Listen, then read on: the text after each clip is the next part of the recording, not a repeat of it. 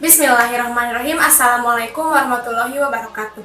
Perkenalkan, nama saya Melawati dari Prodi Hukum Ekonomi Syariah dengan NPM 10010219090 kelas C. Kali ini saya akan menjelaskan sedikit tentang studi kawasan Islam di Palestina untuk memenuhi salah satu tugas dari mata kuliah metode studi Islam. Pakistan adalah sebuah negara yang terletak di benua Asia, tepatnya di benua Asia bagian selatan, yaitu Asia Selatan. Negara yang bernama lengkap Republik Islam Pakistan ini memiliki jumlah penduduk sebanyak 233.500.636 jiwa pada tahun 2020. Jumlah penduduk yang sebanyak itu menjadikannya negara yang menempati urutan kelima sebagai negara yang jumlah penduduknya terbanyak di dunia. Hampir semua penduduk Pakistan memeluk agama Islam, yaitu sebanyak 96,4%. Dari keseluruhan jumlah penduduknya, agama Islam juga merupakan agama resmi negara yang beribu kota di Islamabad ini. Pada awalnya, Pakistan merupakan bagian dari India yang mengalami penjajahan dari Inggris. Setelah berakhirnya kekuasaan Inggris, India menjadi negara berdaulat dan merdeka. Karena itu, sistem pemerintahan diatur berdasarkan konstitusi yang berlaku di negara tersebut.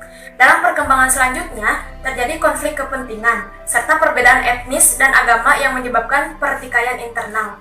Pertikaian internal yang berkepanjangan antara penduduk dan beragama Islam dan Hindu, Buddha yang merupakan menyebabkan pertumpahan darah yang sulit untuk dihindari oleh kedua kelompok tersebut.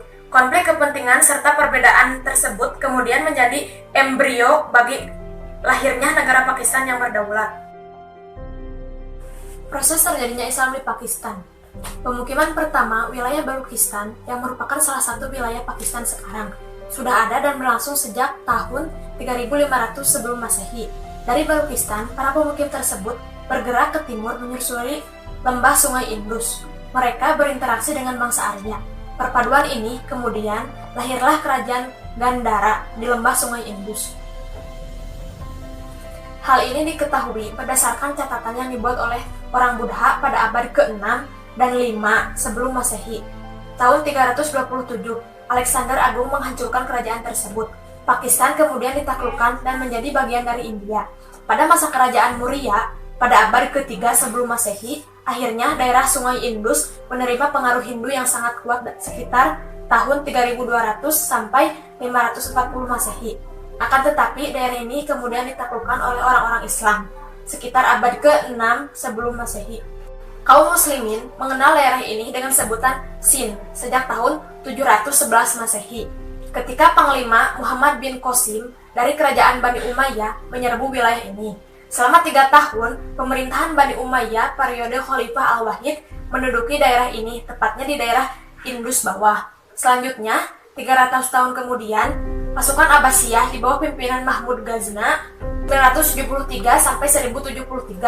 Anak Panglima Turki Alptakan menggantikan dan menyempurnakan pendudukannya tahun 1030 Masehi. Ia mampu menguasai India Utara dan Lahore. Sistem pemerintahan diajukan oleh Majelis Nasional dengan berpedoman kepada rancangan undang-undang hasil sidang Liga Muslim pada bulan Maret 1940, yaitu harus sesuai dengan Al-Quran dan Hadis. Samping itu, dikeluarkan keputusan yang berisi penjelasan tentang maksud dan tujuan undang-undang tersebut, yang antara lain memuat prinsip demokrasi, hak-hak kebebasan, persamaan, toleransi, dan keadilan sosial, harus sesuai dengan ajaran Al-Quran dan Hadis. Peradaban Islam di Pakistan.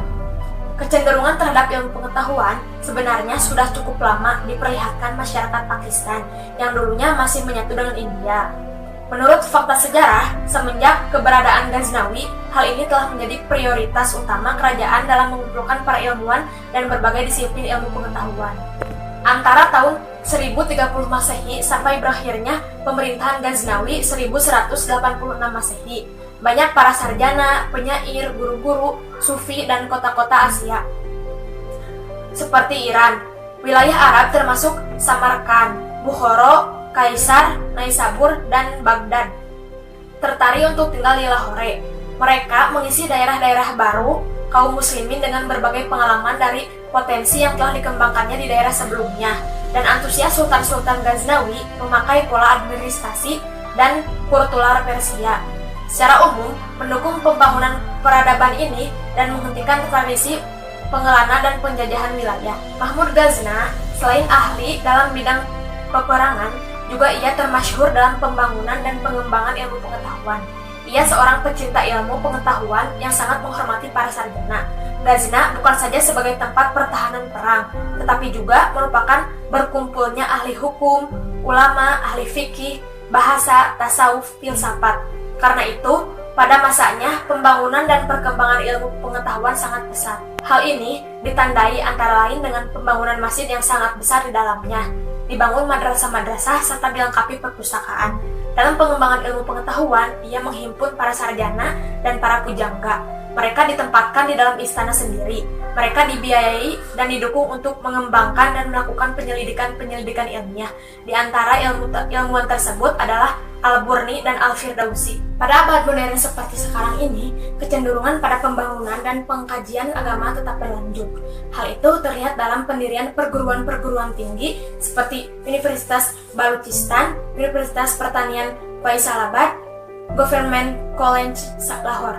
Di samping itu, Pakistan memiliki lembaga pengkajian ilmu-ilmu yang merupakan sumbangan yang amat besar bagi perkembangan ilmu pengetahuan Islam, di antaranya 1. Yayasan Ilmu Pengetahuan Pakistan.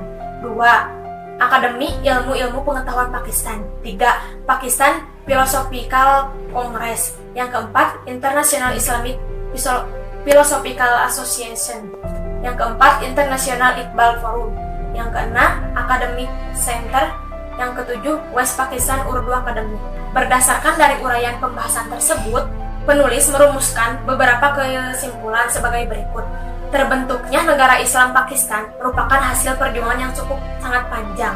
Hal itu dilatar belakangi oleh perseteruan antara 3 kekuatan sosial, yaitu Hindu yang menjadi mayoritas di India, kaum muslimin India yang sangat minoritas, dan Inggris sebagai penjajah dengan kekuatan politik dan teknologi modern yang dimilikinya, sehingga sangat sulit mewujudkan negara kesatuan India seperti yang disampaikan oleh Nahru. Sekian yang dapat saya sampaikan. Wassalamualaikum warahmatullahi wabarakatuh.